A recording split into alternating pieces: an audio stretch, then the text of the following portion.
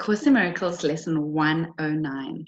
I rest in God. You can find lesson 109 on page 197 and 198 in your workbook for students. I rest in God. We ask for rest today and quietness, unshaken by the world's appearances. We ask for peace and stillness in the midst of all the turmoil born of clashing dreams. We ask for safety and for happiness, although we seem to look on danger and on sorrow. And we have the thought that will answer our asking with what we request. I rest in God.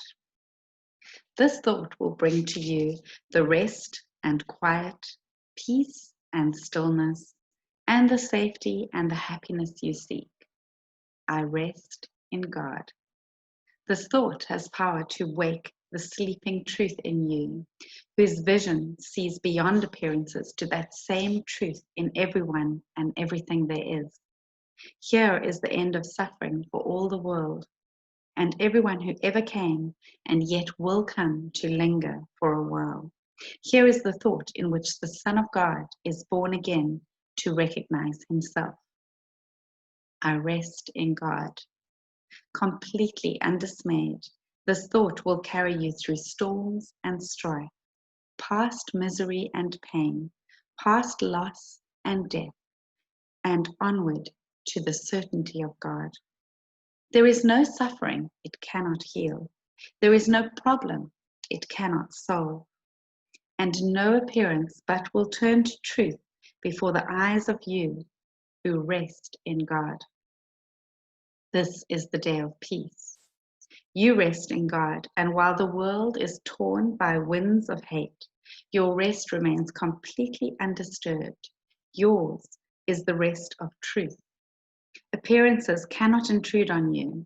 You call to all to join you in your rest, and they will hear and come to you because you rest in God. They will not hear another voice than yours because you gave your voice to God, and now you rest in him and let him speak through you. In him you have no cares and no concerns, no burdens, no anxiety, no pain, no fear of future, and no past regrets.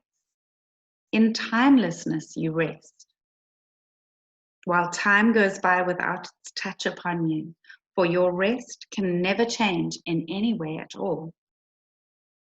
You rest today, and as you close your eyes, sink into stillness.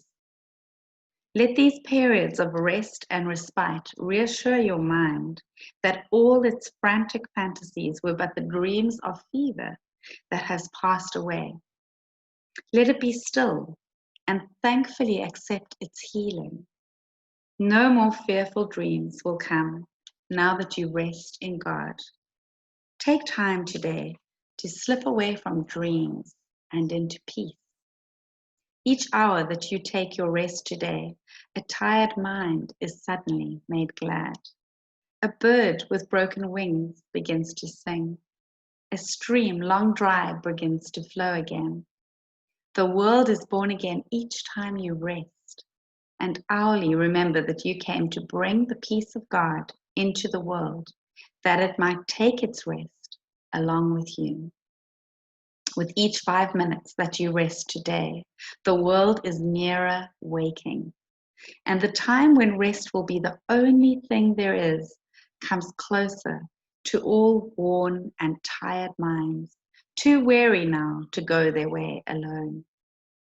And they will hear the bird begin to sing and see the stream begin to flow again, with hope reborn and energy restored to walk with lightened steps along the road that suddenly seems easy as they go. You rest within the peace of God today and call upon your brothers from your rest to draw them to their rest along with you. You'll be faithful to your trust today, forgetting no one, bringing everyone into the boundless circle of your peace, the holy sanctuary where you rest. Open the temple doors and let them come from far across the world and near as well. Your distant brothers and sisters and your closest friends, bid them all enter here and rest with you. You rest within the peace of God today, quiet and unafraid. Each brother comes to take his rest and offer it to you. We rest together here, for thus our rest is made complete. And what we give today, we have received already. Time is not the guardian of what we give today.